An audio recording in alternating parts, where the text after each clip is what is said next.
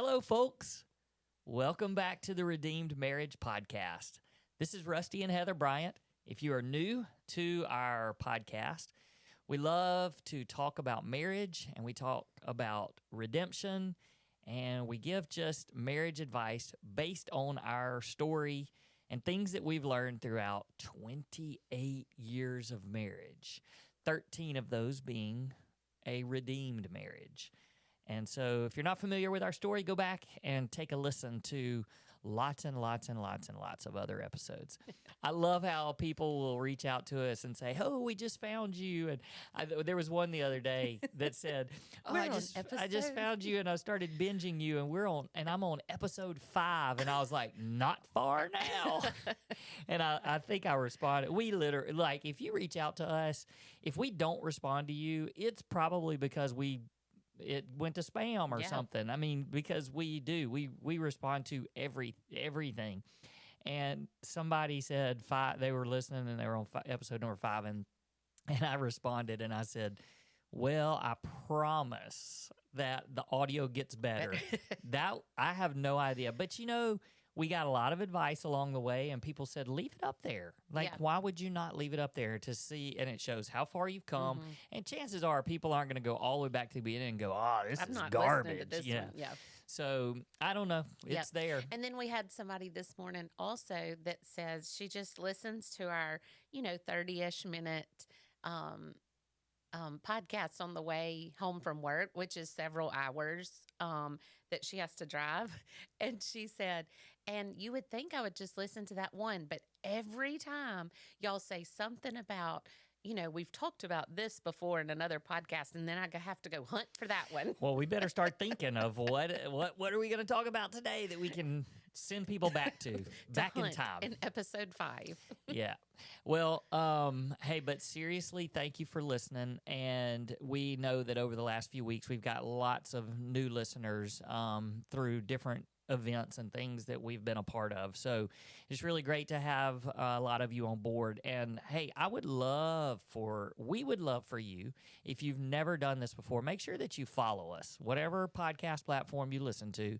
Most of you we know are on Apple Podcast or Spotify.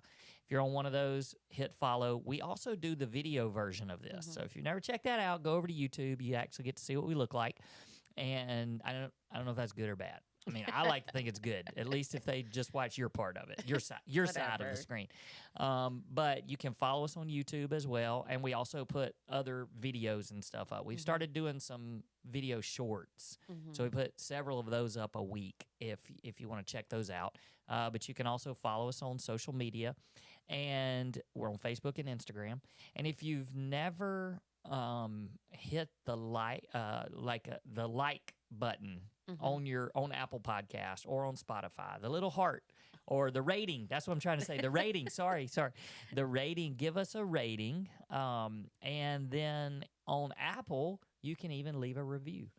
And so most people, look, I listen to so many podcasts, and it reminds me from time to time, like I'm reminded, hey, I need to help these people, because I know it doesn't necessarily do anything for me and Heather. Like it's great to see those ratings and reviews, but what it does is it somehow affects how many people actually, like new people, get suggested. Yeah, it puts it in front of different people. Exactly. And so I just think that's how you can be a part of helping our message of hope get out to more people. Yeah. So, it's like again, it's not for us to boost our ego and go, "Oh, look, we got another person."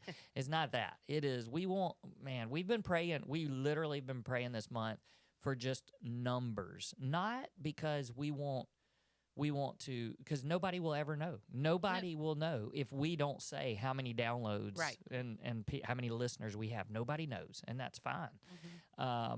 But we know that this is a big old world, and because of the prayer requests we get during the P28 challenge and the comments and the DMs on Facebook and Instagram and the contact forms, we know that there are a lot of marriages that are just in a wreck. Yeah.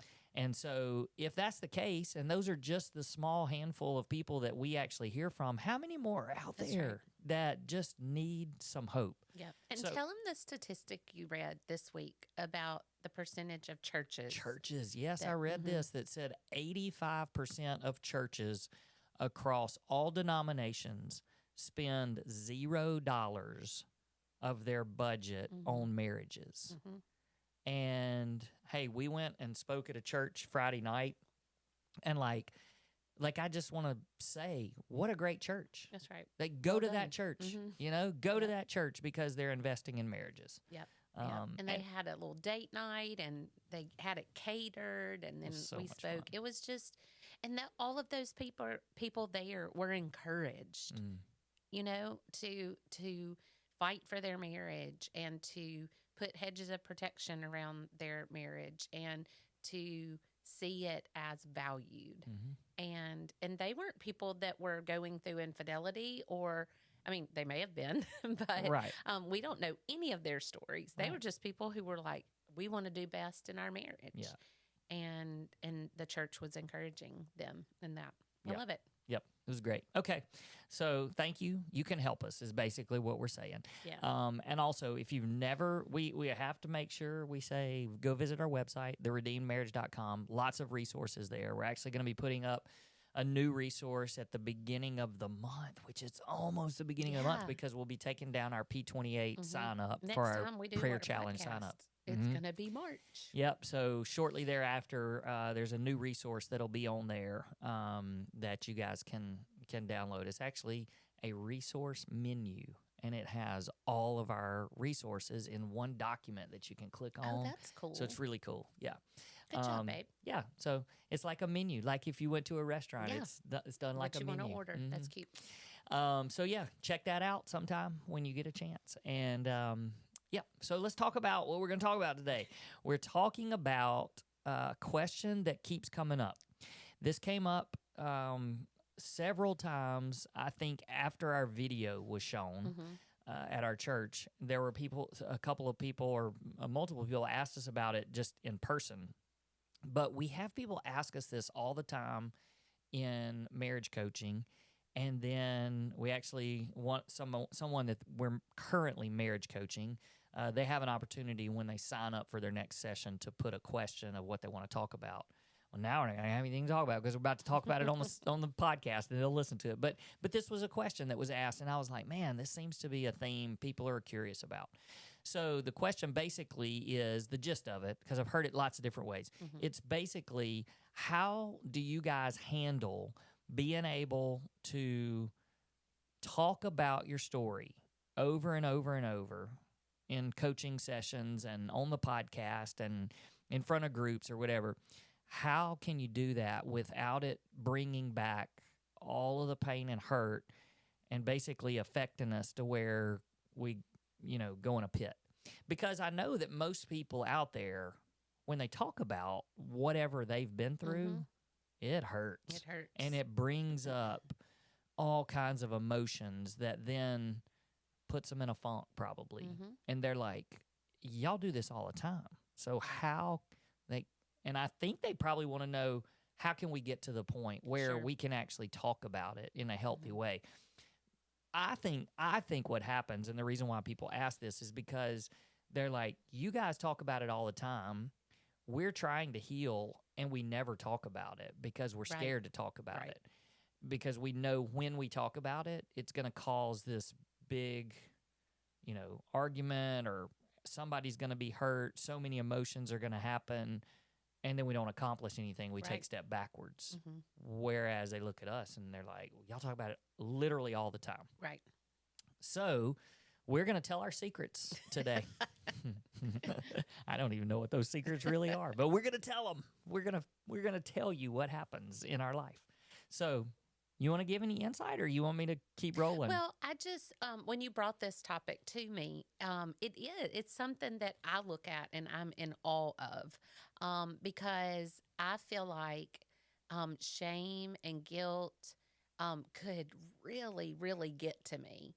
And not only that, but when we listen to other people's stories, specifically infidelity, but even other stories of broken trust, it is just, you look at it and you say, and I feel like I could carry the weight of what they're walking through because Mhm. I feel it Yeah, all over you mean when again. people tell us their story? Yeah, Okay, yeah, yeah, yeah, yeah. yeah. I Be- was thinking like if we were listening to a no, no, no, no. like a When podcast, yeah, like no, when other people yeah, tell us their yeah, story, because we hear that yeah, it's heavy every day. every day, and and it could be really heavy into thinking, that's how I was, or that's, how are they going to make it, and just carrying just this load. And I think that it is, well, I know for sure it is by the grace of God that we can talk about our story in a healthy way to help other people. And it just, like, I constantly remind myself, before we get on calls, before we sit down with people, before we do podcasts, that our goal is to point to Jesus and not us. Because if we were pointing to us, then I think a lot of it could be hard to talk Hmm. about. And because it's like, oh gosh, they're going to think differently of me. And, I battled that Friday night when we spoke in front of those people. I introduced myself to all these people, and they had one image in their mind. Mm. And then the moment you started talking and telling our story, I was like, whoop, there that goes. And so, I have to battle that a little bit. But the whole point of me saying that is, the minute that thought comes into my head, or the enemy says, "Yep, that's what they think about you now," I remember that our story is not about us. Mm. Our story is about Jesus. And when you put that hope to other people, then it becomes easier to walk through. Hmm. But there are, I think, other ways that we deal with it when we talk about our story among us, because people that are listening are like, yeah, yeah, yeah, that's great. But we're not talking on a podcast. How can we just Hmm. talk about it in our everyday life if we need to? Or we have couples that have recently said, hey, we get an opportunity to tell our story to another couple in our church that's struggling, and pray for me because I'm scared to death, Hmm. because nobody knows, or Hmm. and so I think that this is important for everybody on how we can discuss it without just, Yeah. not only jumping in a pit, but Hmm. burying ourselves in it. It's really interesting that you said that about Friday night Hmm. when we spoke at this event, because we do tell our story all the time, and we're getting to interact with other couples most of the Hmm. time through Zoom calls and our marriage coaching and stuff. But when we do have the opportunity for it to be a little more public, I know leading up, like even leading up to Friday night, I was really excited. And because we always get excited about Hmm. speaking and sharing and whatever we can do. But I was the one that told our story. Hmm. And so when I started and the words actually started coming out of my mouth, it was like it was like, ooh, Hmm. man, that's what happened. And now we're telling all of y'all Hmm. what happened. Hmm. I mean, because we go through, hey, fairy tale marriage. Hmm. And then year 15, on August the 23rd, 2011, I came home. You said you had been unfaithful. And then when those words, it's just like, oh. But then it's like God just kind of transforms Hmm. everything, and it becomes his message.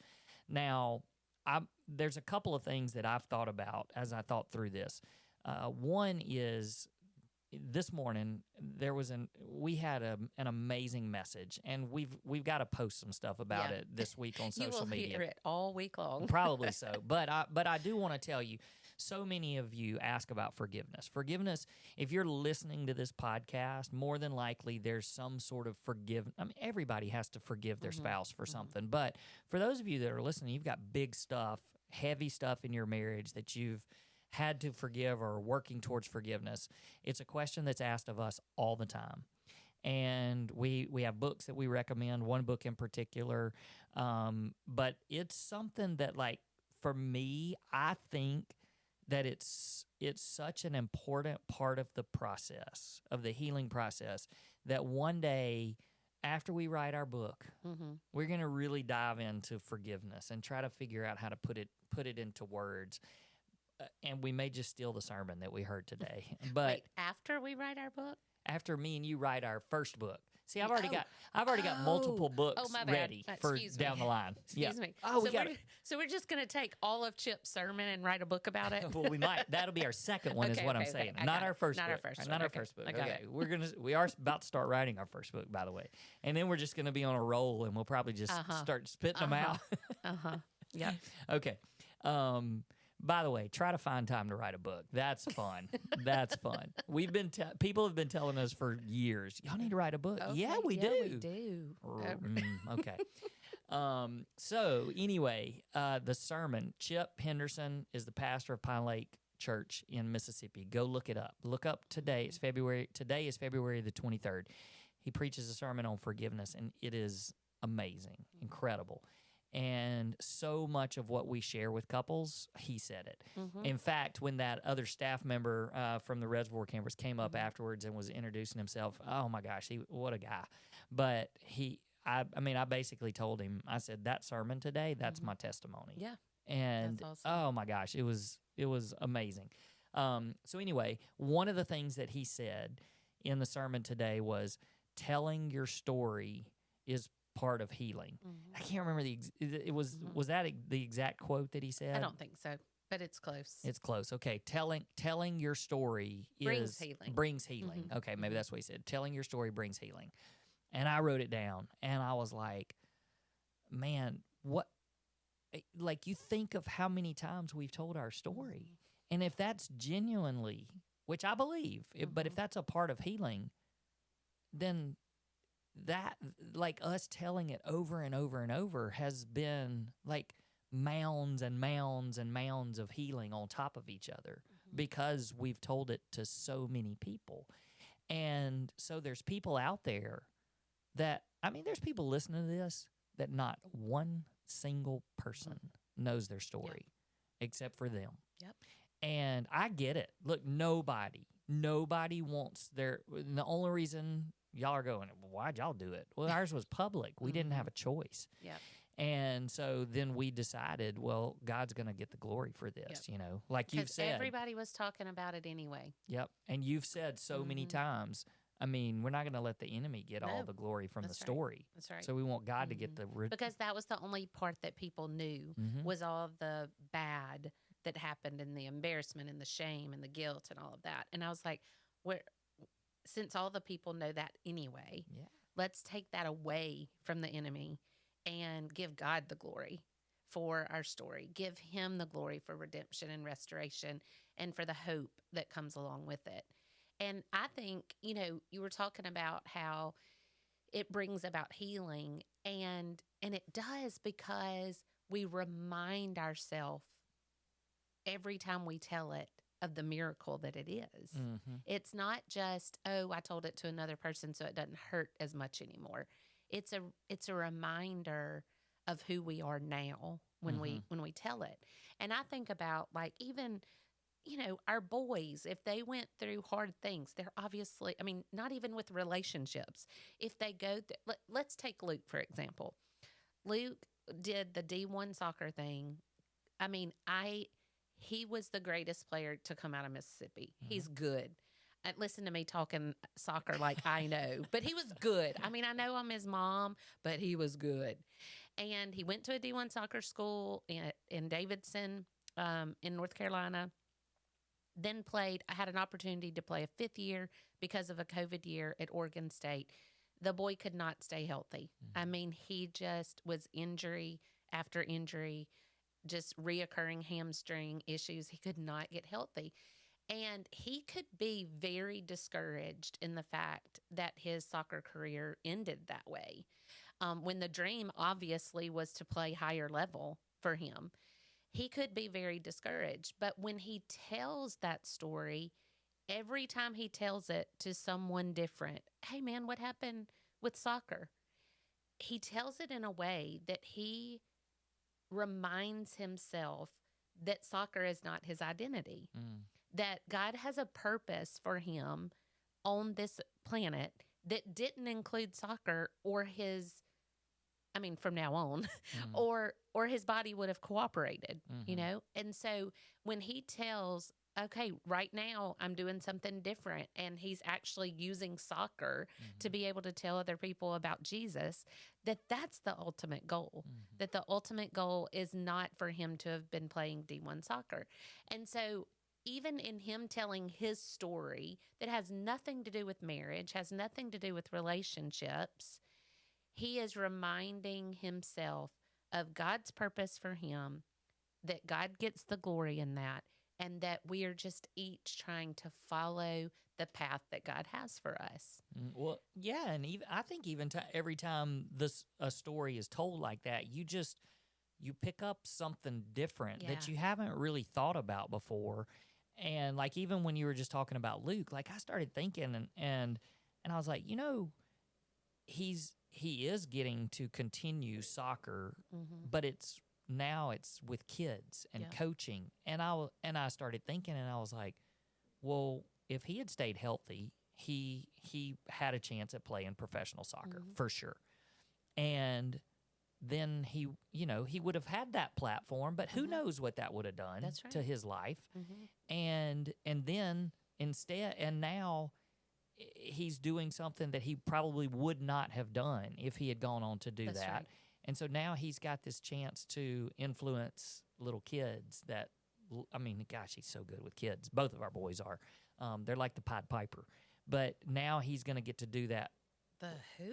The Pied Piper, that, and everybody follows along the Pied Piper. No, Oh. you remember that story? Yeah. Okay. Anyway, we're getting a little derailed here, a little distracted.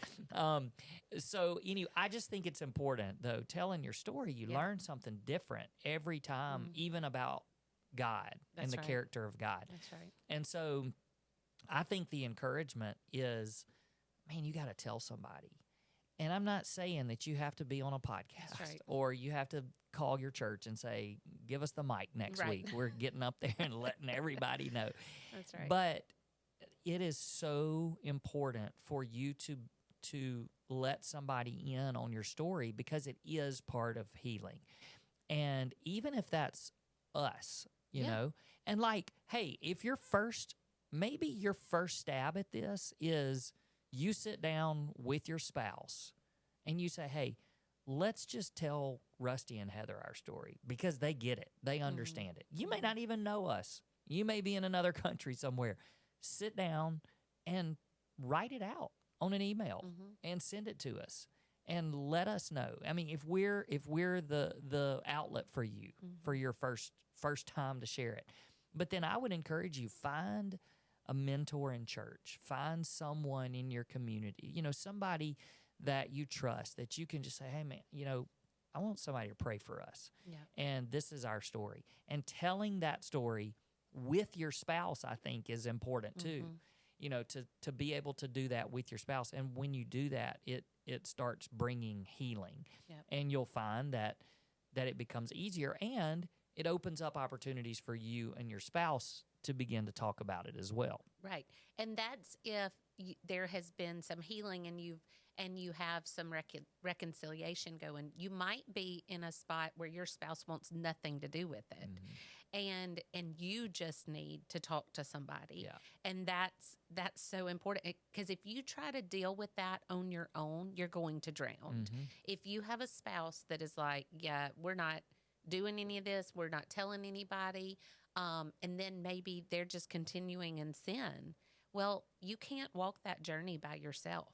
And so it's important too that you go to somebody and say, I need help. I cannot journey through this alone. We were never meant to journey alone. No. Never meant to journey alone. And what I love what you said, like finding somebody a mentor at church or somebody that can just point you to Jesus. I had an opportunity recently to meet with just somebody for one time, and she told me that only one other person knew their story, and it was somebody at work. Well, I got really nervous because I was like, oh no, because you can always find somebody Mhm. that'll tell you what you want to hear.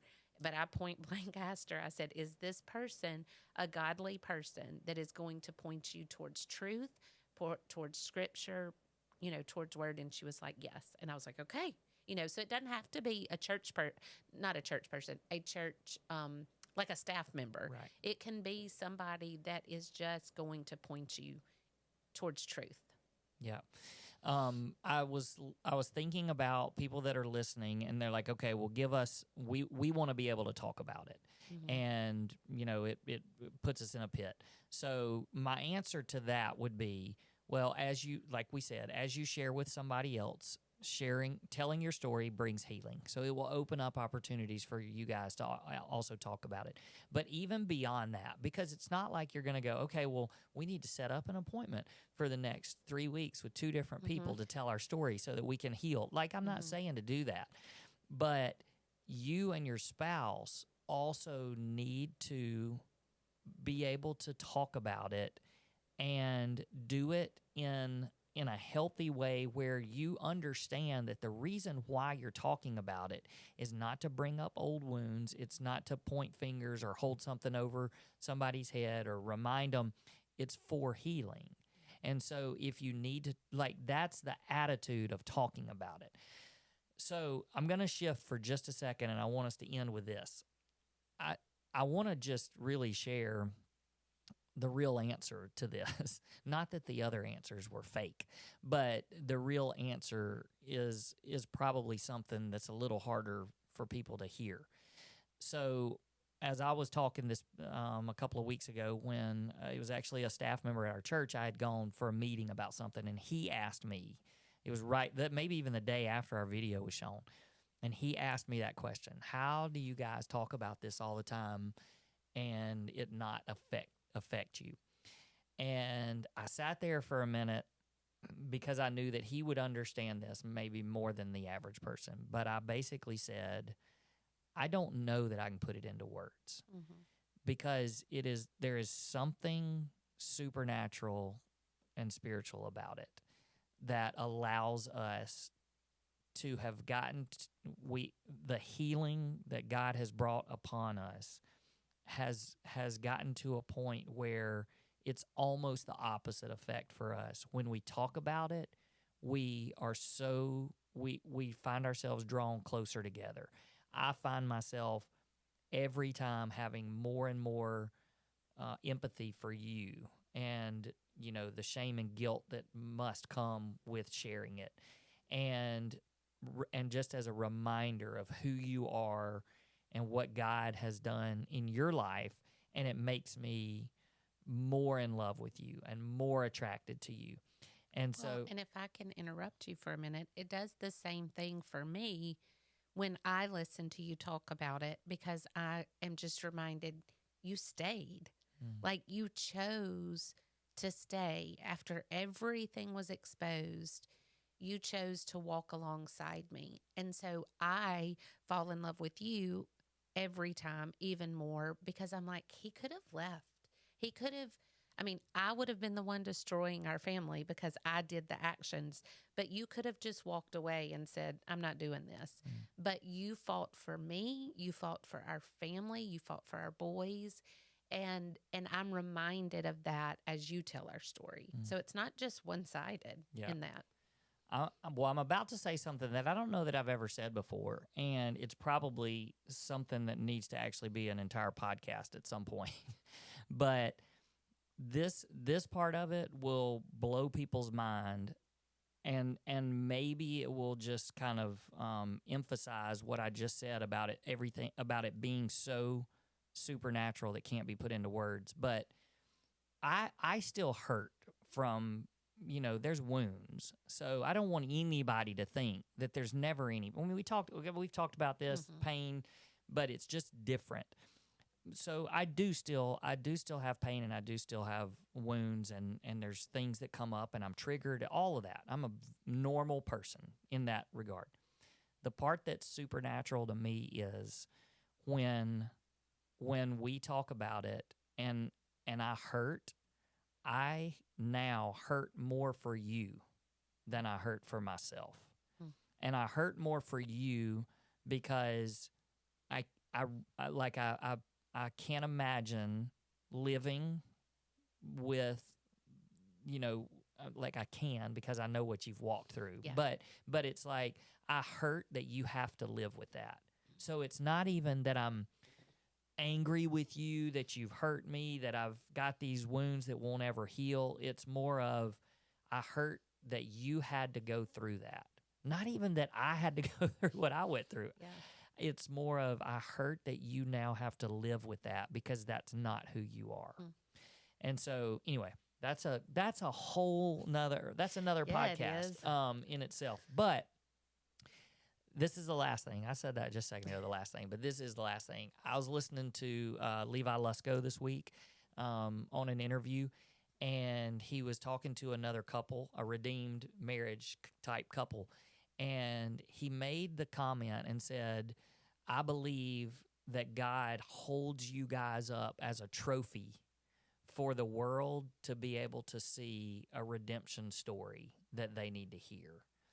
And man, that's what I think about our story and what God does. Like, he's the one that's getting all this glory. And so part of that supernatural, I keep saying the word supernatural, but part of that spiritual that you can't explain is, I believe it's literally because God, he's not going to allow us to continue to tell our story over and over and over, knowing that every time it's going to put us in some kind of a Right. pit. Because what he's doing is he's holding it up. Like he's the one that's holding this up for us, and crying out for a world that needs to hear a story of hope of what he did in a marriage, and he's holding it up.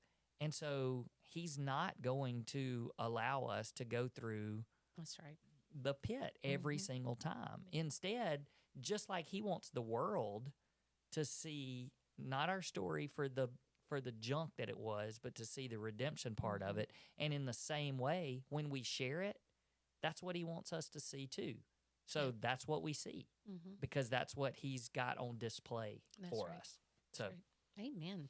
All right, there you go. Oh man, we're over our time. So Shocker. Yeah, we love going over time because we just like for all of our regular listeners to be able to pull it up each day and go, how far over did they go today? That's right. And when I say over, we're in charge. I tell you that all the time. That's Doesn't matter right. how long we go. That's right. All right, you guys, thanks so much for listening to us. We love all of you, and we're glad that you would take 30 or 33 minutes out of your day to listen to us. And we hope that it's encouraging to you, and we will see you guys next week. Peace. Peace.